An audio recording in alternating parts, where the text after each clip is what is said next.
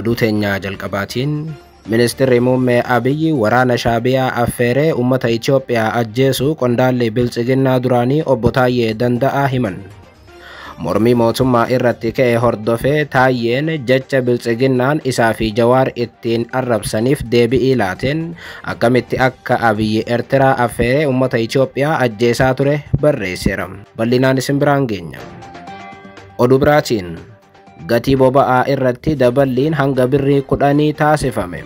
Daballiin gatii boba'aa irratti kan taasifame wayita jireenyi qaala'ee ogeeyyiin fayyaa daandiitti ba'uun mootummaa mormaa jiranittidha. Bal'inaan dhageessu.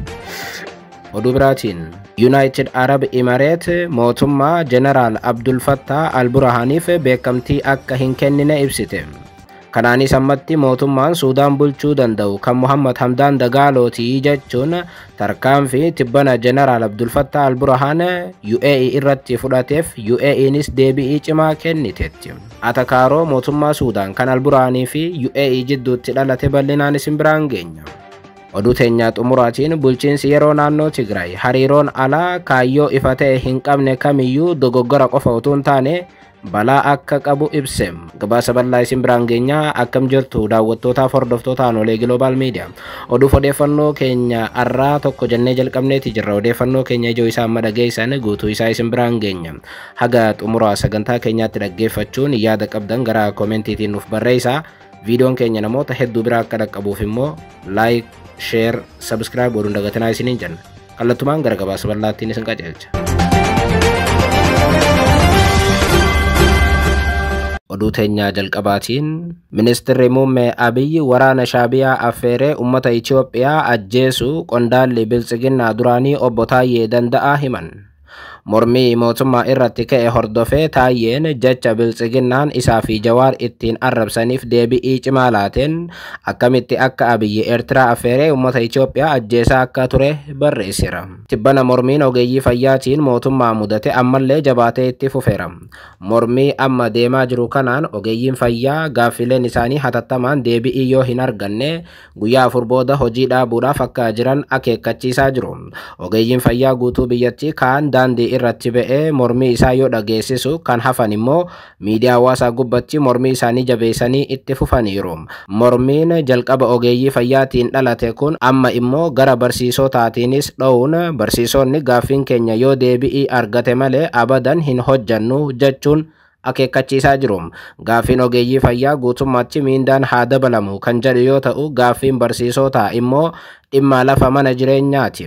Yeroo hundaa Itoophiyaatti hojjettoonni mootummaa kamuu miidhamtoota ta'anis inni barsiisota hunda caalaa garaa nama nyaataa jedhu. Barsiisonni biyyattii miindaan argatan baay'ee xiqqaa yoo ta'u, isaa ol manni kiraa isaan kaffalan immoo guddaadha. Walumaa galatti barsiisonnis ta'ee ogeeyyiin fayyaa gaaffiin isaanii mootummaan akka deebisu gaafataniiru. Ogeeyyiin fayyaatis ta'ee barsiisonni gaaffii gaafatan kanaaf deebii yoo dhaban mormis ta'ee hojii dhaabuuf jiru. Abbaan gaaffii gaafatameef deebii kennuu qabu. Mootummaan immoo dhimma kana gama siyaasaatti harkisuun biyyattii gara hokkora biraatti galchuuf socho'aa jira jedhame. Gaaffii ogeeyyiin fayyaa gaafatan deebisuu caalaa warri mootummaa warri gaaffii tana kaase guutummaatti namoota finxaaleeyyidha. Ergamtoota Jawaarii fi Taayyee Danda'aati. Taayyee fi Jawaar immoo ergamtoota Shaabiyaatii fi Gibxiiti jechuun maqaa hin jirre baasanii warri mootummaa ijoollee haarawaa ogeeyyii fayyaatii fi Jawaariif Taayyee irratti bobbaasaniiru. Mootummaan raayyaa miidiyaa ijaaree akka ogeeyyiin fayyaa arrabsamtu godhu keessumaa dhimma kana Jawaarii fi Taayyee Danda'aa faana wal qabsiisuun isaa caalaatti ogeeyyiin fayyaa akka aaran taasiseera. Jawaarii fi Taayyeen ergamtoota Shaabiyaatii fi Gibxiiti jechuun warri mootummaa arrabsoo jabeessinaan Taayyee Danda'aa deebii qabam. Taayyee warra isaanii fi ogeeyyii fayyaatis arrabsu yoo gaafatan akkanaan eegalan.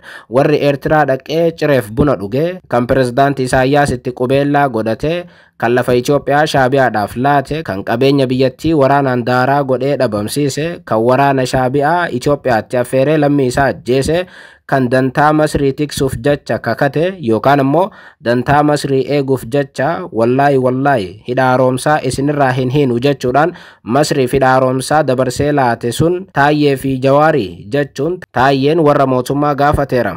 Walumaa galatti Taayyeen gaaffii isaa kanaan Abiyyi waraana Eertiraa affeeree uummata Itoophiyaa ajjeesisuu dabarees warra Masrii gammachiisuudhaaf hidhaaromsaa ammallee akka hin xumurin kaaseeram. I said tell me. والله والله لن نقوم بأي ضرر لن نقوم بأي ضرر نقوم بأي ضرر للمياه في مصر للمياه في مصر. Akka Taayyeen barreessatti warri kana hunda ofiif balleesse akkamiin yookaan hamileetamiin gaaffii ogeeyyii fayyaatii fi barsiisota gara keenyatti harkisa yookaan gara siyaasaatti jijjiira jechuun gaafatan.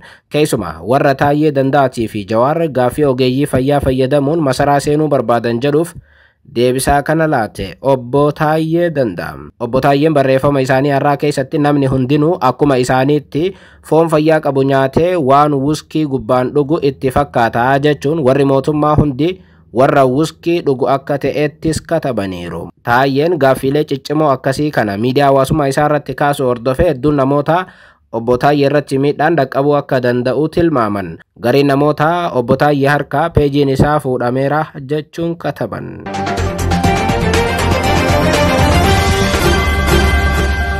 Oduu biraatiin gatii boba'aa irratti daballiin hanga birrii 10 taasifame. Qaala'insa jireenyaa biyyattii akka dabalu kan godhu keessaa tokko kan ta'e boba'aan ammas gatiin isaa dabaluu itti fufeera.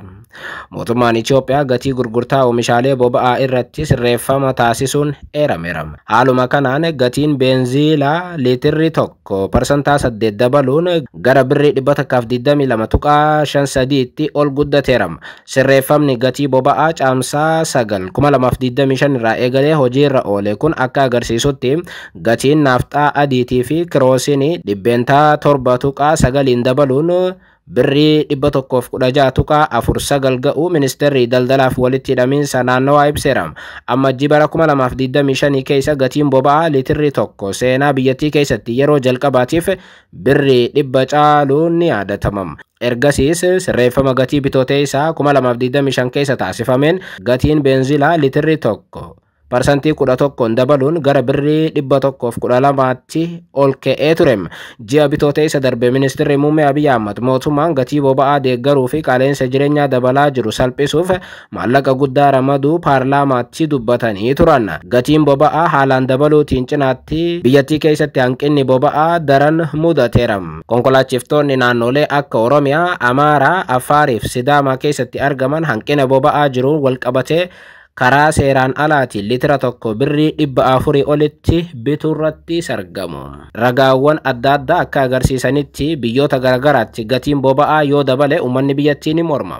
Sababiin isaa immoo gatiin boba'aa dabale jechuun qaala'insi jireenyaa biyyattii guutummaatti dabala jechuudha. Kun kan dhaga'ame qaala'insi jireenyaa biyyattii haalaan dabalee hojjettoonni mootummaa jiraachuuf rakkatanii wayita daandiitti ba'uun mootummaa mormaa jiranittidha.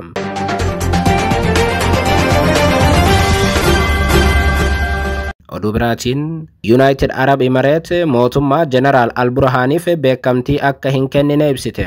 Kanaanis ammatti mootummaan Suudaan bulchu kan Muhammad Hamdaan Dagaalooti jechuun tarkaanfii tibbana Jeneraal Abdul Fattah Al-Burhaan UAE irratti fudhateef UAEnis deebii cimaa kenniteetti. Waraana Suudaan keessatti gahee leencaa tan taphatte duguggaa sanyii Suudaan keessatti raawwatame irratti hirmaannaa olaanaa tan qabdu UAE'n amma mootummaa Suudaan bulchaa jiru kan Jeneraal Abdul Fattah Al-Burhaaniin durfamu faana dhibdee jabaa keessa seenteetti. Guyyoota dura walitti aansuun gareen Rapid Support Forces erga magaalaa poortii Suudaan dirooniidhaan haleelee booda mootummaan Suudaan kan Abdul Fattah Al-Burhaaniin durfamu guddoo aareera. Haleellaa Rapid Support Forces kana duuba dirooniin UAE akka jirtu erga ibsamee booda mootummaan Suudaan bulchaa jiru kan Jeneraal Abdul Fattah Al-Burhaaniin hoogganamu UAE irratti tarkaanfii cimaa tokko fudhateera. Kanaanis mootummaan Suudaan hariiroo UAE faana qabu guutummaatti adda kuteera. Mootummaan Suudaan hariiroo UAE faana qabnu adda kunneerraa jechuudhaan ibsuu hordofee dhimmi kun UAE's aarseera. Dhimma kanaaf deebii kan laatte UAE'n mootummaa Suudaan kan Al-Burhaan jedhamu hin beeknuu jetteetti. Ministeerri dhimma alaa UAE ibsa baaseen murtee mootummaan Jeneraal Al-Burhaan dabarse hin fudhannu jedheera. Mootummaa teessoon isaa poortii Suudaan ta'e kanaaf beekamtii beekamtii sin kenninu jedhe ministeerri dhimma alaa UAE. Ibsa isaanii keessatti maaliif beekamtii kana akka dhorkatan yoo ibsan ministeerri dhimma alaa UAE mootummaan poortii Suudaan keessa jiru yookaan ammoo Jeneraal Abdul Fattah al-Burhaan mootummaa seera qabeessa Suudaanii miti jedhan. Dabrees ummata Suudaan bakka hin bu'u jedhan. Ministeerri dhimma alaa UAE ibsa isaanii kanaan murtee mootummaan poortii Suudaan jiru hariiroo dippiloomaasii United Arab Emirates waliin qabu addaan kutuudhaaf dabarse akka hin fudhannees ibsan. Akkasumas ammoo United Arab Emirates yeroo hunda ummata Suudaan cinaa akka jirtu dubbataniiru. Nuti ammatti mootummaa al-Burhaan hin beeknu, mootummaa Hamdaan Dagaaloo beekna, isa faana hariiroo qabna jechuun ibse. Oduu teenya xumuraatiin bulchiinsi yeroo naannoo Tigraay hariiroon alaa kaayyoo ifa ta'e hin qabne kamiyyuu dogoggora qofa utuu hin taane balaa akka qabu ibse. Gochi akkanaa haala kamiinuu fudhatama akka hin qabne hubatamuu qabaas jedheera. Bulchiinsi yeroo Tigraay ibsa baaseen dantaa uummata Tigraay mirkaneessuuf qabsoo siyaasaa karaa nagaa gaggeessaa jiraachuu ere. Kunis akkaataa waliigaltee Piriitooriyaatiin akka ta'e hubachiiseera. Haaluma kanaan mootummaa federaalaa qofa utuu hin taane humna kamiinuu waliin karaa nagaatii fi seeraatiin garaagarummaa jiru hiikuudhaaf carraaqqii hunda gochuun sirrii ta'uu ibse. Garuu hariiroon alaa seera bu'uuraatii fi amantaa ibsameen ala ta'e kamiyyuu dogoggora qofa utuu hin taane balaa akka qabu akeekkachiiseera. Gochoonni akkanaa haala kamiinuu fudhatama akka hin qabne cimsee dubbata bulchiinsi yeroo Jeneraal Taaddasa Warradaatiin hoogganamu. Pirezidaantiin bulchiinsa yeroo Tigraay duraanii obbo Geetaachoo Raddaa gareen TPLF tokkoo fi ajajoonni waraanaa naannichaa tokko tokko dhoksaadhaan Eertiraa waliin hariiroo uumuu isaanii deddeebiin ibsaa turan. Pirezidaantiin bulchiinsa yeroo naannoo Tigraay haaroonni amma aangoo qabatan Jeneraal Taaddasa Warradaan hariiroo alaa birmadummaa Itoophiyaa sarbu kamiyyuu dhaabsisuuf guyyaa aangoon dabarfamee isaanitti kennameetti bakka qondaaltonni olaanoo mootummaa federaalaatii fi dippiloomaatonni argamanitti waliigaltee mallatteessuun isaanii ni yaadatama. Guyyaa kaleessaa bulchiinsi yeroo kun ibsa baaseen qaamota hariiroo biyya alaa waliin uummatan mormeera. Qaamonni sun eenyu kan jedhu garuu bulchiinsi Jeneraal Taaddasa Warradaa waan ifa godhe hin qabu.